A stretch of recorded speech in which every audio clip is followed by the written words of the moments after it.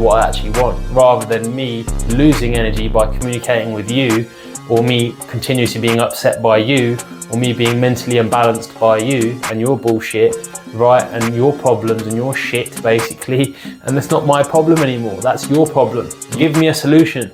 Give me a solution, it would be better options. What we want to talk about now is energy boosting habits, right? Physical well-being involves a state of one's body and its various physiological functions influenced by factors such as nutrition, exercise and sleep. Again, common sense isn't common, and I do feel like now in the Western world and developed first world countries that the way that people are living is sick. The way that the system is just using you for consumerism and capitalism is sick.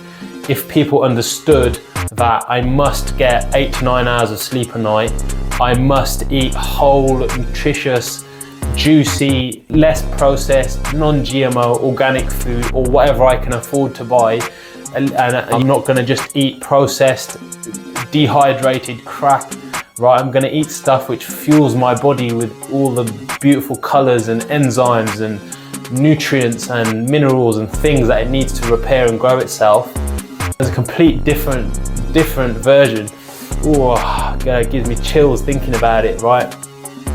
At the end of the day, what you realize when you look around is the nutrition of most people is just shocking. What they eat, what they put in their bodies is ridiculous. I'm not on about having a Twinkie every now and again, or popping a Pop-Tart in the toaster and enjoying it with a glass of full-fat Jersey milk. I'm talking about on a daily basis, you're eating cardboard crap, and you wonder why you've got no energy to go and focus and smash the goals in your life and hit the targets that you want. If you're putting, like I said before, input, function, output, what you put in, what happens in the middle that transforms the input and the output or the result. If your input is bullshit and your function is useless, your output is going to be useless as well. You're not getting the results you want. You think, well, I want to be a millionaire and I want to make money and this and that, and you don't understand the most basic tenets of living. Sort my life out for the most basic concept that if I just sort my diet out, sleep properly and exercise, and I manage my stress, I can have whatever I want on this planet. But if I don't sort my diet out and I fuel myself with shit or crap, right, and I'm not sleeping correctly and I've got no energy, and it just leads from one thing to the other. Like, I'm out of shape now and I feel, let's say the person is out of shape, they feel low self-esteem, now they eat more because they feel low, now they feel even lower because they're even fatter and they've eaten more, and the whole biochemistry, hormones, everything is just off, everything is just backwards, right? It's important to maintain energy boosting habits. Let's talk about solutions, right? Go to bed between 8, 9, 10 o'clock at night, right? Get up between 5 and 7 a.m. in the morning. Have 8 hours of sleep, solid sleep, switch all your phones off, switch the lights off, switch the YouTube off and all the blue lights and stuff, and just go to bed, mate. Go to bed, wake up fresh. When you get up in the morning, have a warm glass of water, brush your teeth, go to the bathroom, empty yourself, right? Go for a shit in the morning, go properly sort yourself out, right? And when you've done all of that, now you're ready to start working.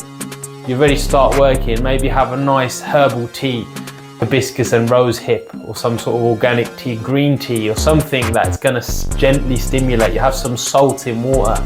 It boosts your nerves up, keeps your nerves popping and clicking and firing. Do something which actually you set yourself off in the day. Right, I've actually slept properly, I've drank some water, I've had a bit of salt to stimulate my nerves, right? I've been to the bathroom so my stomach's empty, my head's not getting clogged with crap from my body, right? And now I'm ready to work now, right? I focus on working. I can produce something, I'm a creator. I'm not here to be consumed, I'll create something in life. I've made something useful for the world, right? That's what you've got to do. But if you don't get the basic tenets down, how are you going to create anything useful? You get to a point where you're going to look around and you're going to say, oh, this has happened and that's happened. You not realize that you're using the driver's seat the whole time. You're driving the car the wrong way, and now you're wondering why you don't have the things a person must maintain. It's biochemistry, right? Biological animals. Would you feed your dog cardboard? Would you feed your goldfish cardboard? Would you keep them up at night and stop them sleeping. If you had an animal, you wouldn't treat an animal the same way you treat yourselves. You would not treat an animal the same way you treat yourself, and then you wonder why you don't have the things that you want. How are you going to get the things that you want? You don't even sort your own life out. It's a basic common sense, but for me, as I look around, I realize that this thing is actually missing in 90% of people. They're out of shape. I'm not in the best shape in the world. I'm out of shape. They eat crap. They don't sleep enough. They don't go to the bathroom. You know, it's a train wreck. Honestly, it's ridiculous. But look, at least if we can talk about it, people might have a think about it and do something about it. But otherwise, it's a real bad way. We've got many things coming in about to seriously disrupt the entire economies of everything in the world, including generative AI. And do you think those people who are sat there lazy and out of shape and out of whack with their biological rhythms, are you going to stay on the cutting edge of evolution when you get wiped out? Part of your job is automated by some sort of machine which doesn't care how you feel and just does the work. No, you're not going to be there, right? And evolution is a rolling thing. Don't think that because we've had it easy for 100 years, there's been no wars, no real things gone wrong in the West, nothing's going to happen again in the future. Don't be so arrogant to sit there and have no concept at all of any kind of threat. The next threat might not be a military threat, it might be an existential threat or an existential threat through AI or social media or robotics or someone's hacked the grid. There could be all kinds of things. You have to think about it, right, from a base level. As an animal, you are part animal. If you can't operate the animal side of you, you're never going to tap into the higher levels. How? You're stuck in the base element still.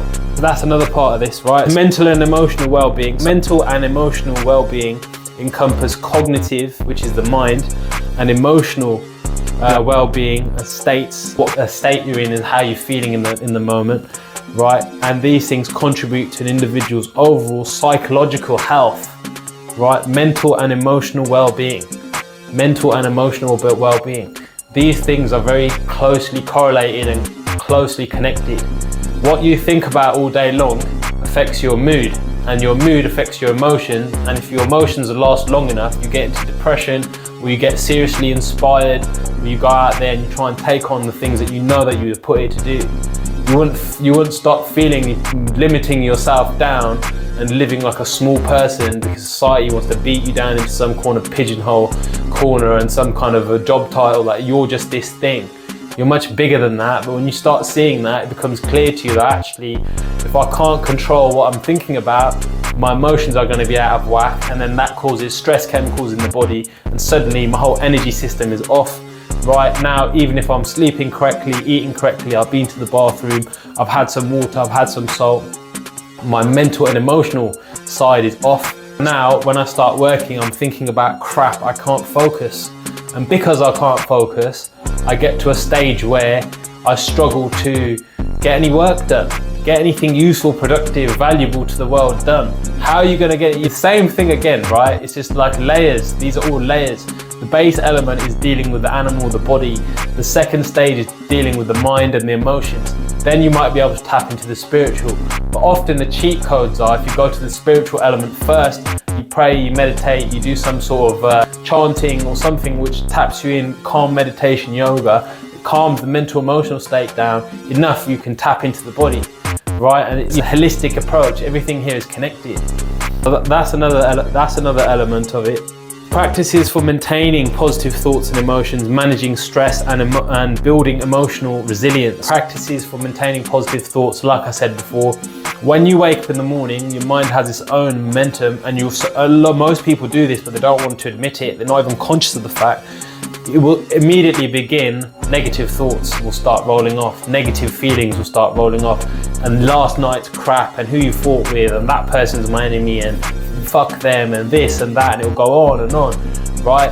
And at the end of the day, you must, as a person, consciously pay attention to the fact that when you wake up in the morning, that first 10-15 minute period, half an hour period, your mind is still in a semi-subconscious state, and you can influence it. Put on your morning affirmations, put on your prayers, put on your chanting, your mantras, put on your things that are going to fill your mind with positivity, with love and with light, and something useful. Don't wake up in the morning and let your mind dictate the direction of your day, because suddenly you can't do anything useful, because at the end of the day, you're back to square one. Get up in the morning, put Vibo's a fantastic one, and they do beats as well. They've got really cool hip hop, trap style beats, and they've got Earl Nightingale and various other people over spitting. They're not even spitting, they're talking in old 1940s tapes, but they've got the beats on in the background and they're playing like frequency music in the background. That sets you off on a positive vibration for the day. It sets you off in a positive direction for the day. You aren't sat there wondering what might happen if you just don't care, because you're being tuned like a tuning fork. You're being tuned to a higher frequency, and it sets the path for your day. But if you wake up and just let your mind roll, nothing useful will happen, right? The other one is that if you go to sleep, if you go in the daytime, you feel tired, go for a 20-minute nap. Put a timer on your watch, hit a 20-minute timer on your watch, and close your eyes and put a calm meditation on or something like that and nap. And that will give you 20 minutes to calm your nervous system right down and have a nice sleep. And then when you wake up, it's like blink, you're awake again, you can go again. Right, but a lot of people don't understand the dynamics between being on all the time and being off. Sometimes you must switch on. In order to be deeply awake, you must be deeply asleep sometimes. In order to be deeply awake, you must be deeply rested. Right, and these two things are interacting. So if you're not sleeping correctly and dipping off and switching off properly, you can't be awake properly either. Right, next one. Right, managing stress. Again, stress management is a lot of it to do with the thought. For me personally, also going to the sauna, going for runs, exercising helps me into a better mood, and sleeping and eating good quality food and just having good lifestyle habits. It allows me to manage my stress levels. I'm just a bit more chill because I've got my life on lock. I'm on top of my shit. I've got my shit together. It's not whatever happens in life, I'll be able to deal with it. If it can turn up tomorrow, I'm ready to deal with it because I know that I've got everything that I need to pay attention to whatever turns up. Right, and that's very important. Building emotional resilience as well is, so people are always going to try and bring you down. They're going to try and make you feel negative. They're going to try and poke holes. Sometimes the truth and the criticism causes other people to feel low about themselves, and really they fight with you when they should pay attention to what you're saying. You might be trying to help them, but they don't want to listen, right? So it's important to notice someone saying something bad. There might be an actual reason to it, an actual truth in there can help you succeed and grow, and take that on board. But if the person is doing it in a way, unless it's been going on for a long time, in which case there might be an emotional element on charge on their side, but if they're doing it in a way which reduces you down, don't pay attention to it. Just be like Teflon, dodge the bullets and move on. Just keep slipping and sliding, ducking, diving, and get through the situation. Because at the end of the day, as far as they're concerned, if they wanted to help you, they could say it to you nicely, or they could say it to you in a way you'd understand, or try to make you understand it. There's been many times, I think about this before, times in my life when I had a lower state of consciousness and someone was trying to explain something to me. And at the time I was too ignorant to understand it. And I don't know those people anymore, and I'll probably never see them again. And I remember those points now as a conscious person. Actually, that person tried to put some light in. That person was trying to wake me up to something, and at the time I was too thick to take on board what was being said. I couldn't even perceive it. I was like, yeah, mate, whatever. But ignorance is bliss, isn't it? That's another one. Right, daily rituals are repeated, purposeful behaviours that contribute to a sense of routine and well-being. If you introduce small daily rituals promoting positive energy and emphasise a cumulative effect. Right, so again, daily habits: sleeping correctly, eating correctly, going to the bathroom, drinking water, taking your vitamins, getting fresh air, getting sunlight. We are creatures, we're animals, we're sprung out of the earth. Sometimes we think that we're separate from nature. It's so ridiculous. It's ridiculous when you look around. You think, yeah, also come out of this place from an evolutionary aspect. We need certain things from the environment. Just because you're cooped up inside all day and you've got no fresh air, no fresh light, you can't hear the animals or the birds, you've got no proprioception or perception of the birds flying around and the trees and all this kind of stuff. Even the trees, when you're running around in the trees, they release like chlorophyll and other kind of phytochemicals, chemicals from the trees and plants. We breathe them in and they make our bodies more efficient and our lungs more efficient, and they make us better as people. And you don't think about that, you just think it's a tree. When they do the study and the science on the tree, they explain to you that this tree actually releases something that you need. Going to sit by the tree every now and again might be a good career move if you're struggling with energy, because actually your problem isn't working too much. Your problem is that you're out of balance, and therefore you can't sustain that level of work for a long period of time. And it's a marathon. It is a sprint, but it's a marathon. You're trying to last the whole race. You're not trying to burn out in the first sector and then give up, right? And therefore you must try to think about daily habits, right?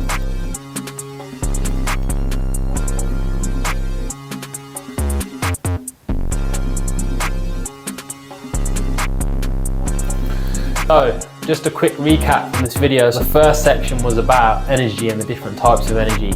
You've got physical energy, kinetic energy, emotional energy, mental energy, spiritual energy, and these are all different environments and different actions and reactions and things in your space, right? And when you understand the dynamics of these between the inside and the outside, it makes it a lot easier for you to communicate and easier for you to focus on the direction of life that you actually want to get, whatever you want to achieve, right? Understanding what energy is and the capacity for action, or the capacity for activity, and the scope or the volume of action in certain areas. Remember the guy at the marathon, one guy's running 100 meters and he's out of shape and he's having serious palpitations, and the other one ran 26 miles and he's doing a marathon. There's different activity levels. You must be aware of what your activity levels are in certain areas, whether that's mental capacity, social capacity, spiritual capacity, all kinds of physical capacity, and then try to take stock of it so that you know where your limits are and you work within them, or you try to increase them if they're not high enough, right? And that's the first aspect. The second part of the video, we're talking about energy drains, negative situations, people, places, things, and environments which are draining you.